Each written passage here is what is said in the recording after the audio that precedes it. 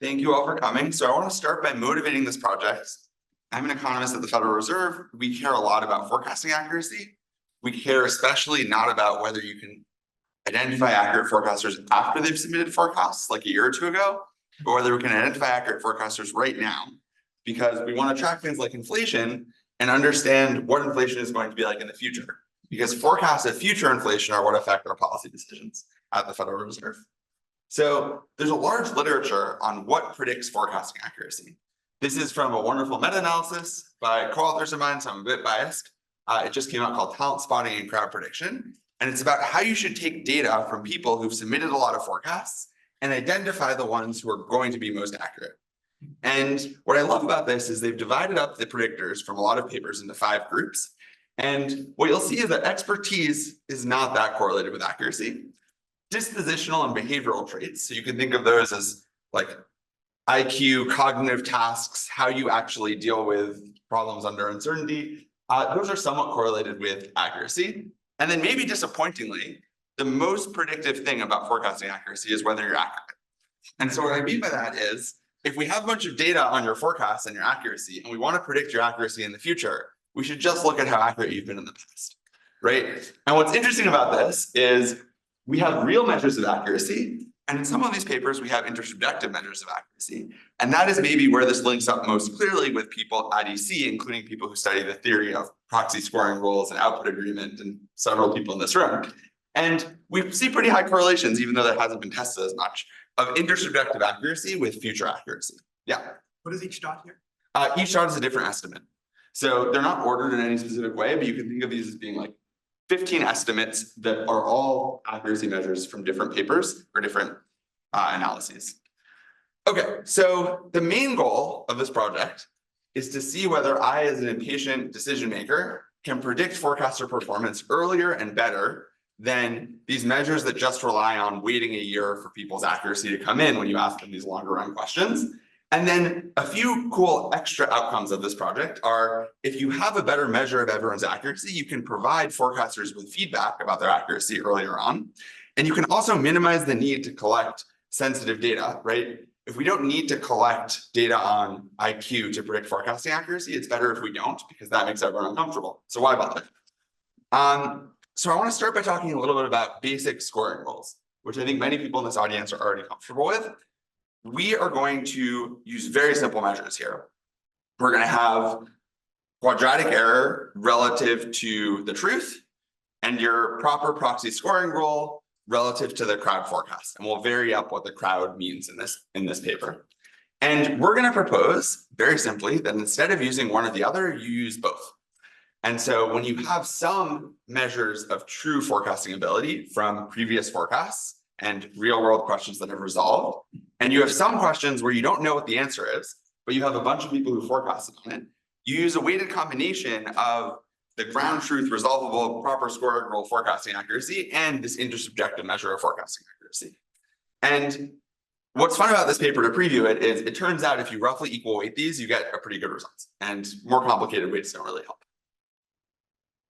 Okay, so the first thing we're going to do is ask in a horse race whether this type of combined measure of intersubjective and ground truth accuracy improves skill identification relative to the measures people have used in the past in real world data. The second thing we're going to ask is, does it improve the identification of the very top forecasters who are special in various ways and we often want to identify? So we want to identify the top 2 or 5% of some large pool. And the third question that we'll get into a little bit, and there's more in the paper, is when does this actually work? So what types of crowd forecasts do we have to use to get this type of full accuracy scoring measure to matter? Okay, so at baseline, we're going to explore a bunch of weights later on. We're going to use 0.5. So that's equal weighting the proper and intersubjective scoring rules. For a consensus measure, we can just use everyone in our data who submitted a forecast on any question, or we can identify an elite crowd of people from prior data and use them as the crowd measure for our proxy or intersubjective scoring rule. In terms of aggregation, we could just use a simple linear aggregation of the forecasts, or we can do something that's tended to work better in practice, which is extremize a mean forecast and think about when the forecast came in and focus more on recent forecasts than old forecasts. And we won't talk that much about updating, but if you're interested in that, you can go to the paper.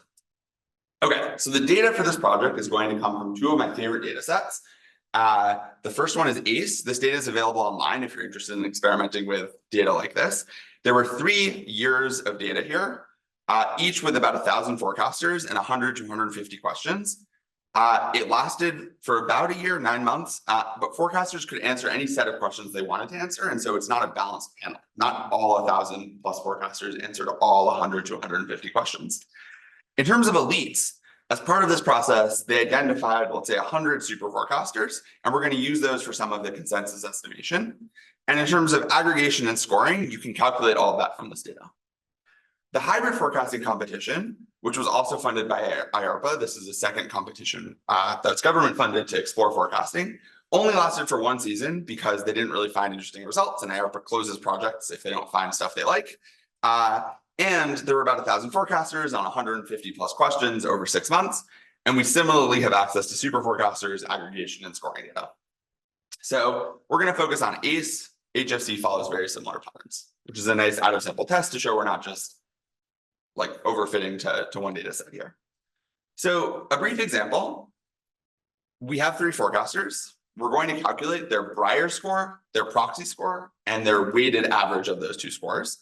The weights will depend on how many questions have resolved, so we know the truth, versus how many questions haven't resolved. We don't know the truth yet. And we're going to rank everyone by how accurate they are. And even if someone's really accurate, after 1 question resolves, they might have gotten really lucky. They might be the most accurate forecaster in the data. That doesn't mean they're going to be the most accurate at the end. And so their rank can move around a lot over the course of the tournament, but I don't want to wait a year to figure out who is most accurate. So this is the data from ACE. And what you'll see here in black is the number of questions that have resolved over time.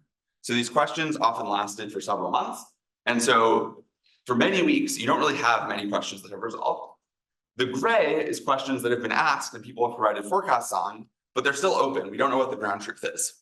And so over time, as you get more and more resolved questions, that ends up being very useful. But the intersubjective values, especially at the beginning, are going to give you a lot of data about people's accuracy. And so this is the main finding, and it's going to show up in a lot of figures that look like this. So I'll spend a little time talking about this graph specifically. This is what happens if you try to correlate proper scoring, so Breyer scores, proxy scores, and full accuracy scoring with final accuracy at the end of the tournament. And what you'll see in the gray is that proxy scoring is pretty correlated with accuracy. You know, it's consistent with the meta-analysis I showed you. It's at like a 0.3, 0.4 after you'll get just a few questions that have resolved. And it doesn't really get that much better at predicting final accuracy, right? It's just hanging out there. Breyer scores, so proper scores using ground truth, they get more and more accurate over time, and then they mechanically are perfectly correlated with your final accuracy by the end of the tournament. What happens if you combine the two? That's the black line.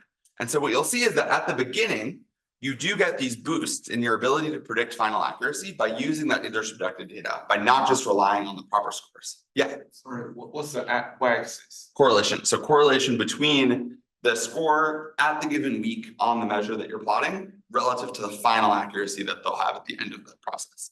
And you can do this similarly with accuracy the next year for people who stuck around, and you find very similar results. Okay, so HFC, the second study, you see even bigger gains to the full accuracy scoring relative to Breyer and proxy scoring rules. We don't really know exactly why this is the case. A few hypotheses. I think the forecasters in HFC were worse on average, and so you kind of get more predictive accuracy from their intersubjective scores up to start. But yeah, we're pretty unsure about why this is better, but it shows very similar patterns. Okay. So what happens if we're predicting not the correlation of accuracy, so this is going back to the y-axis, but whether people will end up in the top 10% of the accuracy distribution. So this y-axis is going to change now. Similarly, mechanically, by the end of the tournament, we can perfectly predict who's in there. But at the beginning of the tournament, what you'll see, and this is split up by years, so this is years 1, 2, and 3 of ACE, is that you do see benefits, especially in the middle part of the tournament, from using both measures and not just one of them. Okay, so there's some noise. When you aggregate them, you see a pattern that's very similar to what we saw in the previous step. But this is also showing that I would say it's much harder to identify the top forecasters than it is to identify like just the rough correlation of accuracy. It's easier to identify the worst forecasters than the best forecasters. So what weight should we use if we want to do this practically? We can experiment with a few different weights. This shows it's kind of the value here of using full accuracy scoring instead of just Breyer's. So a weight of 0, you just get the rough, Breyer estimate. A really high weight, you're getting some diminishing returns. A weight of about 0.5 is pretty good, but anything in the middle there is going to work well. Yeah. Sorry, this is a fixed weight regardless. Yes, we don't do any dynamic weighting for the baseline case. We've tried dynamic weighting, it actually doesn't matter that much. You might think that you should have a lower weight on the intersubjective scores earlier on, and then that should change over time. Helps a little bit, but not enough. Like we didn't want to futz around with it too much for overfitting reasons. Okay. So just to do some statistical tests, this goes back to the plot we had before, trying to predict the final scores of everyone in the tournament. And the first line is just, let's use Breyer scores. The second line is relative to the Breyer score, how much additional correlational fit do you get from using full accuracy scoring, but just using a very simple weighting scheme, so taking an average weight. The second, and you see there's very, very little incremental gain. The second line under that FAS subbullet says, let's use our best estimate of the aggregate. So let's use, an extremized version where we're thinking carefully about timing. And there you see huge gains. And then on top of that, if you use an elite sample relative to just using the rough crowd, you don't really see much of a gain. So what we learned from this table is if you want to identify accurate forecasters, think carefully about how you aggregate up the crowd for the proxy scores that you end up using in the full method. But using an elite group doesn't actually help that much.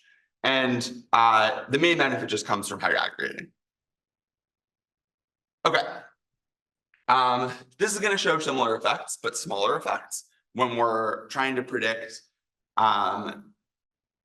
like with one-shot forecasts. So just thinking about your first forecast that you make on a given question. So we still see these increases, but the increases in predictive accuracy are much smaller when we're not using all the forecasts that people gave on a specific question, because we have a time series of forecasts for each person. Yeah. Sorry, when you're talking about elites versus full accuracy, you're talking about whether you're comparing to the full population or just the top super forecast. For the crowd. So it's for the crowd forecast, whether we're comparing, yeah. So intuitively, what it should be the case that elite forecasts, comparing to elite forecasters gives you a better measure of accuracy, no? You would think that, but the aggregation of all the forecasters, if you're correctly using weights and decay, is very similar to the aggregation of the elites, I think. So it's not the case that you get that much of a benefit intersubjectively when you aggregate up the super forecasters relative to aggregating up everyone, but doing it thoughtfully. This would, I guess, point against the value of spending too much time on the very elite people, because you can get pretty good accuracy from just looking at a lot of people, as long as you weight everyone's forecasts and extremize them. Okay, so I think I want to stop there and then maybe talk a little bit about extensions. But to conclude, full accuracy scoring is going to predict the final scores better than these components, Breyer score and proxy score separately. Its outperformance is largest earlier on and in the middle of the tournament when we have some data from each and we can really identify both of these measures with precision. We can spot top forecasters early on, but that's not as useful. Like we're not as good incrementally at that with full accuracy scoring as predicting just the correlation of forecasting accuracy for everyone. And you don't just need a crowd, you need a carefully aggregated crowd. Elite crowds don't matter that much. And thinking about how people are updating over time can matter. Okay, so before I move on, because I have a few more minutes, I want to talk maybe a little bit about an extension that we're doing with intersubjective forecasts that I think some people in this room might be interested in. So just 1 minute on that. We're running a large scale experiment where we take all of these different intersubjective methods that people have used, things that people in this room have proposed, things that we found in the literature, and we're trying to understand which intersubjective metrics produce the most accurate forecasts from people in a large scale experiment relative to proper scoring rules. And so if you're interested in that type of study or potentially seeing a draft of what we plan to do experimentally and providing us feedback, I just want to flag that you can send me an email. And also happy to talk about this type of aggregation, which we're exploring more as well. Thank you so much.